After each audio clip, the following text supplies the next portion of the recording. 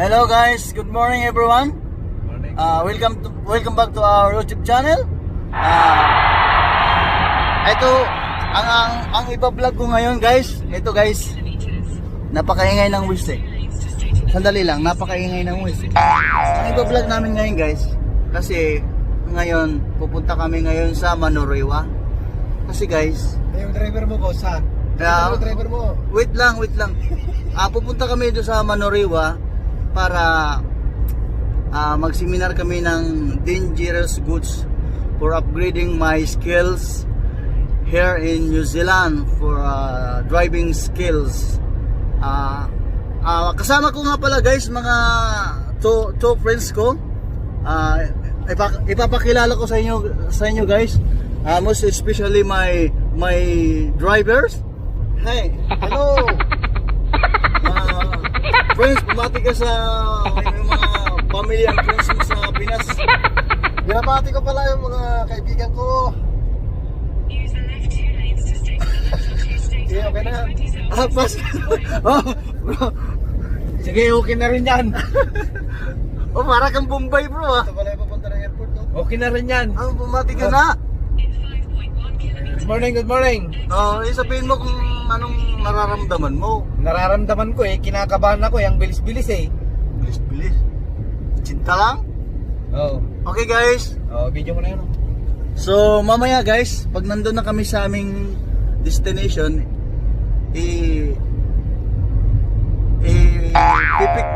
ipipicture ko rin yung kung anong itsura yung aming pupuntahan. Okay, see you later guys. Morning guys. Ayan na, natuntun na rin namin yung aming pupuntahan guys. Ayan, ito na yan. Ayan.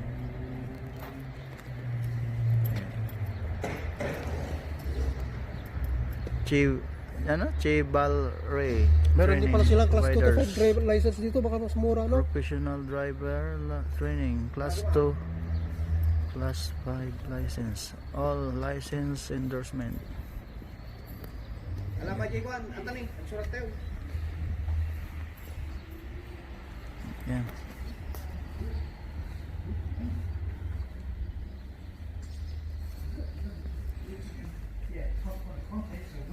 Hey Joe, what's that? Attendance? Attendance. Site records unit, Browns Road, Manukau.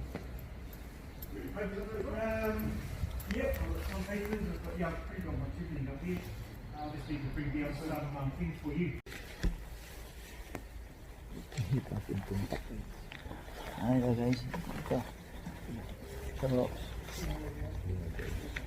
exam kami guys para upload yung aming skills dito sa New Zealand, driving skills. Exam kami ng dangerous goods.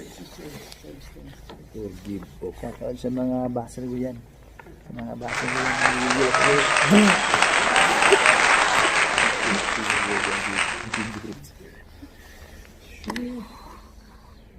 Busy lahat kayo. Ay, yun malabang mata? Busy. Sino yung malabang mata? May eyeglass ka gano'n? Meron. Bakit di mo sinusuot? Baka mabulag ka rin ito. Mataas ang ano ito. Bakit kinuha mo? Mataas mo pala. Ito pang distance. 6.2. Ano to? 4.2 span. Sa ang picture na nakita mo siya. Wala pa kailangan ng trip. Wala pa kailangan ng trip. Ay, saan mo nabili yan? Di ba tigas siya gano'n? Di taas siya? Hindi yan. Ha? Hindi yan. Hindi, meron di taas, di ba? Ang hirap ng basahin itong mga pangalan na to. Hindi, luman yan. Ay, Combustible. ulo ganyan? Hindi. Linaw ah. Ito, Cheng, ito. Ito, Tape. silip dito, Cheng. Para mahulog daw. Bomb. Tapos ang sagot niya Hi guys, welcome to my vlog.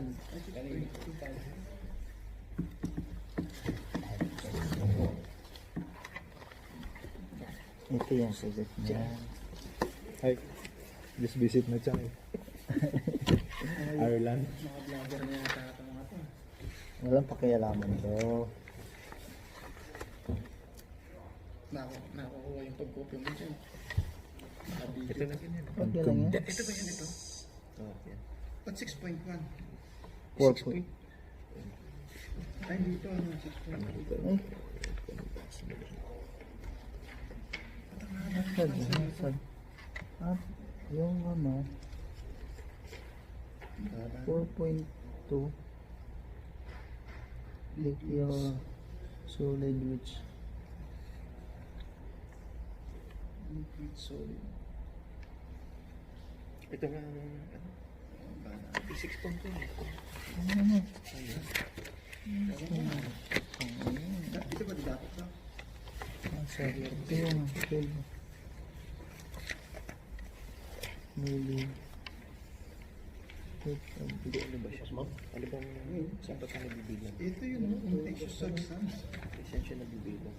6.2. liquid Sa 6.2 siya, di ba?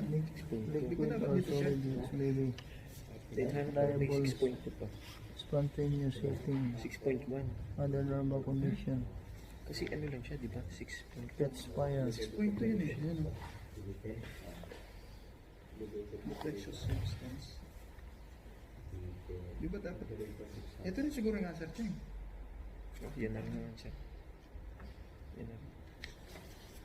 Wala naman naka-highlight na iba, no?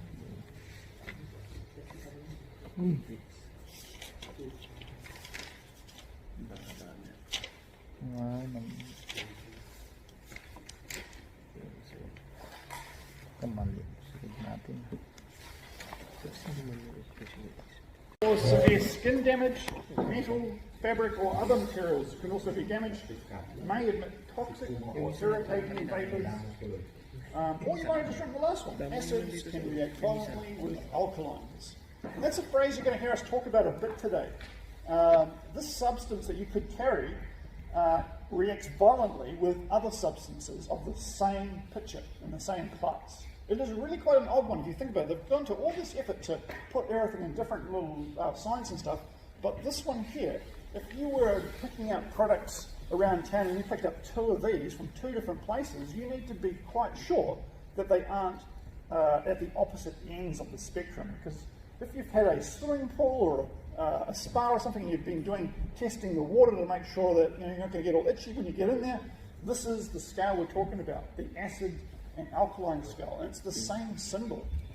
And again, I go back to that Mentos experiment. If you put an acid or a strong acid and a strong alkaline together, so like sulfuric acid and a bleach, it reacts violently. Yeah, Example of that is the battery solution. yes, same stuff that's in the battery, yeah. So the battery is the acid, the bleach, which you've probably got under your cupboard, is an alkaline. And the stronger they are, the more violently they'll react to each other. So you can get the little testing kits for like your swimming pool, and you can put like a bit of paper in, and it'll turn a certain colour, and it'll tell you what the level is. It's between like 1 to 14. So 1 is I think an acid, and 14 is an alkaline. So if you've got those opposite numbers and they mix, it's a violent reaction. If it's just like say a 6 and an 8, probably not too bad. A 6 and a 9, maybe not too bad, but when you start to get much further than about 3 apart, when you're below 7 or above 7, that is quite dangerous. So you guys need to be aware of that the black and white symbol, what is it? Particularly when you've got 2 from 2 different places, because they aren't necessarily the same. So we do talk about this a few times, and we introduce it to you here, because it seems to be an area where they've done badly. If you can get 2 of these together and put them in your vehicle and think you're fine, that's bad. But all the other ones here are clearly identified, but that one's quite the worry. All right, the next one, the one that you've probably seen a bit, the one that's actually behind us today, if you've looked at the forklift, the red one, what's that? Yeah, flammable liquid, class 3. Yeah, so liquids which may give off vapours, flammable, vapors may burn which readily, will be born vapours which may cause asphyxiation or suffocate you or difficulty in breathing, and may produce an explosive mixture with air. Last three. The blue one, which I talked about before. Water. Dangerous. So again, it's not only water, remember, like if you put acid on it, if you put mercury from your thermometer on it, it's a liquid. It doesn't like anything liquid. But dangerous when wet, class 4.3. So solids which on contact with water will emit a flammable vapor, may become spontaneously combustible on contact with water, or give off flammable gases, which then could suffocate you or kill you if it was toxic. So the next one is another class 4.1, and it's a flammable solid. This is the substance that's usually transported in like a viscous, like oily substance, so that because when exposed to air, it catches fire. So solids which may burn under normal transport conditions can burn readily or be combustible, may cause or contribute to fire through friction, which is usually why they're in like a solution. And the last one, 5.2. So difference to 5.2. So it may explode, will burn rapidly, may be sensitive to impacts or friction, may react dangerously with other substances, can cause eye damage. So again, that's one you don't see very often. That's one of the components to making a bomb. So yeah, 5.2, 5.1, quite serious ones. They don't like other ones. They're like 4.3s. Right. So, if you've had any problems with that, and you don't want to talk about it now, just have a chat with me at the break or at the end. But if you do have to make some corrections, and I went a bit quick, just remember to get back to it, say at some point. So we're going to have you now thinking a little bit about question 2, which talks about empty container clean or not clean. So if they aren't cleaned professionally, they are classified as dangerous goods. Yes, they won't have the same amount of chemicals in it, but they are still dangerous goods. So this container here, for example, is empty. But you would all recognise this as still being dangerous. So any dangerous goods that has had the chemicals in it, even though it's empty, and that one is still classified as dangerous goods. Now, you can clean them, but they need to be cleaned properly by a professional and have a certificate by someone who did it. In that case, you wouldn't have to carry that with any type of labels or any type of documents other than this is clean. So if you think about a truck carrying a lot of, say, gas cylinders like that with no symbols on them, the cops are probably going to pull you over. That looks like you've got dangerous goods. What's going on? But if they're brand new, then you could say they fit into the category of being a clean container. So make sure you've got documents with you. So the next question is pretty much all about that. It says, when transporting empty containers, they must be in one of the following conditions. And then it talks about what I just talked about. So what are the transport requirements for empty containers? Tick 2 statements which are correct. So looking down at our statements, we're going to look at the second statement and look at when being transported, an empty, unclean container must be treated as if it is dangerous goods. So we're going to tick that statement, the second statement. The second one? Yep. We're going to skip all the other ones and look at the bottom statement, and we're going to read that one. Well, I'm going to read it. When being transported, an empty, unclean container must either have its marks or labels covered up or removed, or be accompanied by dangerous goods document that proves an accurate description of what the contents is. So there is a residual chemical in here, even though it's not like 30 kilos. It might only be like 0.001 or something. So you'd still need a document to say, I've got an empty, unclean container on my vehicle. So that's what that last statement is basically. So you only need 2 statements ticked, the second one and the last one of the ones that I just read out. So there is a place there for the ticks. It doesn't matter if you put the tick on the right side or the left side, so long as I can identify that you've ticked the second statement and the last statement. Second and the last? Yeah. Oh, second and the last lang bakit simula? Second, yes. This is right? Second and the last? That's all it is. Why this? All Why you get the old tick? So you only need this one and that one. So put a line through that one, put a line through that one, and just make a bigger tick there. So if you've done the corrections, you put an X and an X, you now need to just do initial once. So put your initials once. You don't have to initial the thing to death, just one initial for that request. Everybody happy with that? Yep. Yeah. It's a bizarre.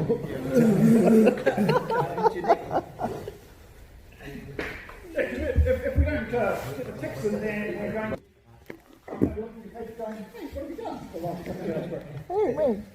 Alright, so question 4 talks about responsibilities. And we're only really going to cover in this question here the responsibilities of the driver and the loader. The consignor or your boss have other responsibilities. So for example, your boss has an obligation to put you through the training course and make sure you are currently and retrained when required. It's part of their responsibilities. Otherwise, they can get fined. You can get fined as well, even though it's their responsibility to make sure you are trained. But we're all adults, and you should have an idea that you needed to be trained. Or you should have said, no, I'm not transporting that. That would be the other way. So the next question is based on the next 3 slides. So the loader's responsibility is that any separation of dangerous goods is carried out and done. That you are checking the condition of the packaging before it goes on any vehicle. That it's labelled and marked. Any specific loading instructions have been complied with, and the vehicle is suitable and being prepared for the dangerous goods. So, in thinking about a couple of those things, if you are the driver coming to pick something up and the vehicle's pretty much all loaded, what opportunity do you have to discover the condition or the labelling of anything in there? Like, it's already there. You can only see, like at the end of your truck, for example, when you open the doors, it's like, I don't know what the loader did. So that's why a lot of these things here are all part of, you don't know if they've been separated. You can't tell as the driver. So it's the loader's responsibility if the loader is loading your truck. The driver has responsibilities as well. The driver has to have emergency response information. So we have given you, I haven't talked about yet, this document. If you are carrying dangerous goods, sometimes this is the only bit of document you need to save yourself getting 150 to file on the dock front. So we've given you this is yours to keep. So that's what I'm talking about. I say emergency response information. In a lot of cases, you're not going to need a D endorsement, which you're all going to have at the end of today. You might need to have a schedule of quantities or a load plan, depending on the type of vehicle or what type of dangerous goods we're dealing with, which I'm going to go into what those are later. The dangerous goods need to be secured, so they shouldn't be falling off. So the loader is supposed to help be doing this, and you as the driver also need to make sure. You need to remove signage once you've had your vehicle, say, unloaded. And if you're the driver, you need to follow the road rules. Remember the name? We know we pass the notice because we come back to right.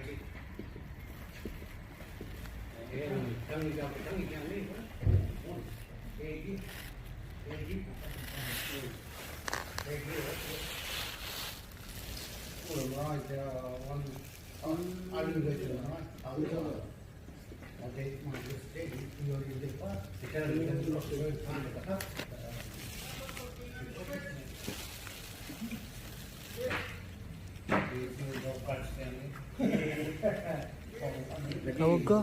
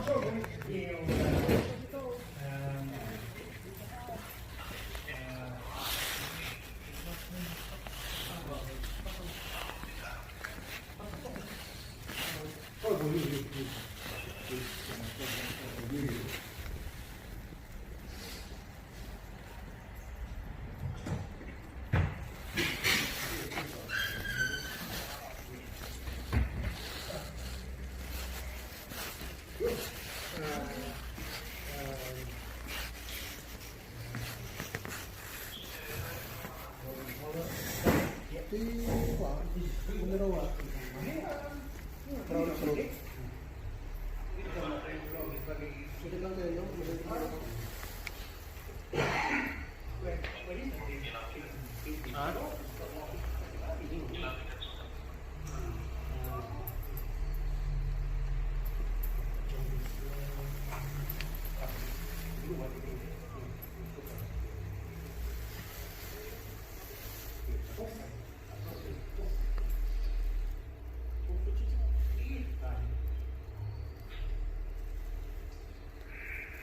Load against the headboard. One time siyan, restrain and related to the weight of the load.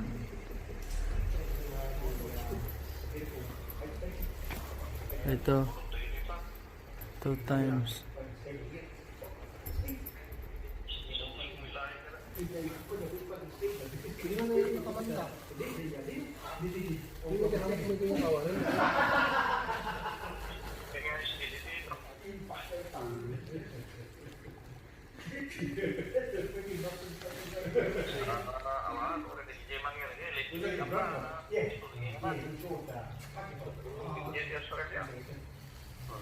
Oh, yeah.